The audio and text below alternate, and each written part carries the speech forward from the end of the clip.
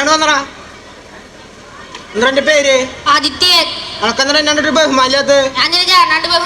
എന്തിനാ ബഹുമാനിക്കുന്നതാ? എന്റെ മസിലാണ്ടോ മസില്? അയ്യോ വിളിക്ക് വിളിക്ക്. പിച്ചിബിലിറ്റി അതെന്ത് സാധനം? ചേട്ടൻ ഇംഗ്ലീഷ് വലിയ പിടുത്തില്ലേ? പിച്ചിബിലിറ്റി അത് ഫ്ലെക്സിബിലിറ്റി ആടാ. അങ്ങനെ എന്തെങ്കിലുമൊക്കെ പറഞ്ഞോ. അത് ഞാൻ ഇപ്പൊ എന്താ ചെയ്യാ? ഞങ്ങളുടെ അഭിനവ് ചേട്ടൻ കാണിച്ചിട്ട് ഇപ്പൊ എന്താ ചെയ്യേണ്ടത്? ദേശീയ അന്തർദേശീയ തലത്തിൽ യോഗ അരങ്ങേറ്റ ശ്രദ്ധ നേടിയിരിക്കുന്ന കാലമാണല്ലോ ഇത്. ആധുനിക സമൂഹവും മത്സരവും മാനസിക സംഘർഷവും നിറഞ്ഞാണ്. പ്രശ്നങ്ങളെ അഭിമുഖീകരിക്കാൻ പറ്റാത്ത അവസ്ഥ, ആത്മഹത്യകൾ, ഏകാഗ്രത ഇല്ലായ്മ, പഠന വൈകല്യങ്ങൾ, മയക്കുമരുന്ന് ഉപയോഗം എന്നിവ വർദ്ധിച്ചു വരുന്ന ഈ കാലത്ത് ജീവിതശൈലിയിൽ മാറ്റങ്ങൾ വരുത്താൻ യോഗയ്ക്ക് സാധിക്കും. വിവിധതരം യോഗാസനങ്ങളുമായി നിങ്ങൾക്ക് മുന്നിലെത്തുന്നു അഭിനവ് MR. ആദ്യമായി വൃക്ഷാസനം. ഇത് ചെയ്യുന്നതിലൂടെ ശരീരത്തിന്റെ സന്തുലനത മെച്ചപ്പെടുന്നു, ഏകാഗ്രത വർദ്ധിക്കുന്നു.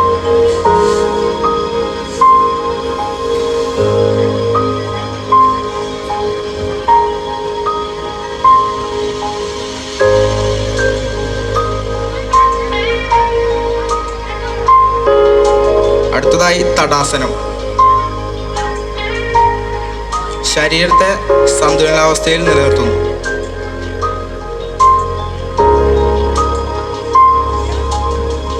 അടുത്തതായി അർദ്ധകടി ചക്രാസനം. അരക്കെട്ടിനും പേശികൾക്കും ബലവും അയവും ലഭിക്കുന്നു.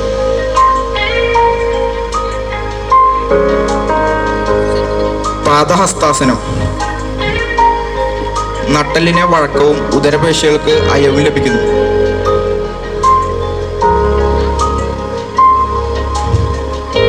അടുത്തതായി ശശങ്കാസനം.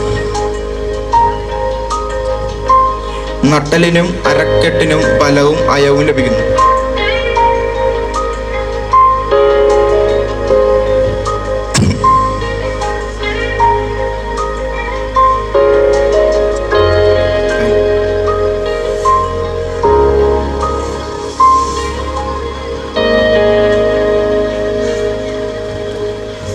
അടുത്തതായി അനുലോമ വിലോമ പ്രാണവായു. ഇത് ചെയ്യുന്നതിലൂടെ മനസ്സ് ശാന്തമാകുന്നു.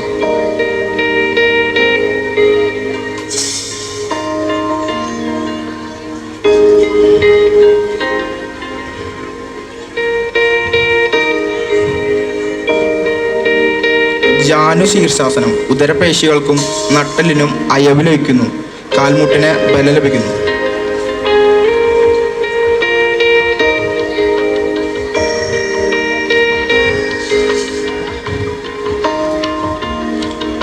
പശ്ചിമോത്സാസനം. ഉദരപേശികൾക്കും നട്ടലിനും അയവ് ലഭിക്കുന്നു, കാൽമുട്ടിന് ബലം ലഭിക്കുന്നു.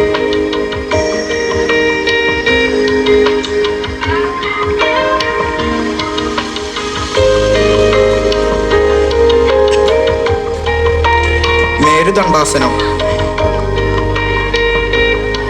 ഇത് വയറ് കുറയാൻ സഹായിക്കുന്നു.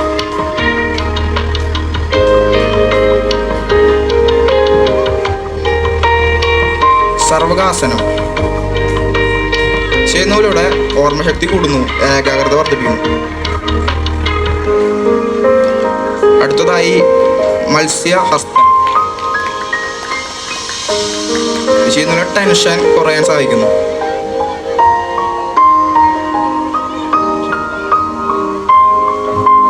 അവസാനമായി സൂര്യ നമസ്കാരം.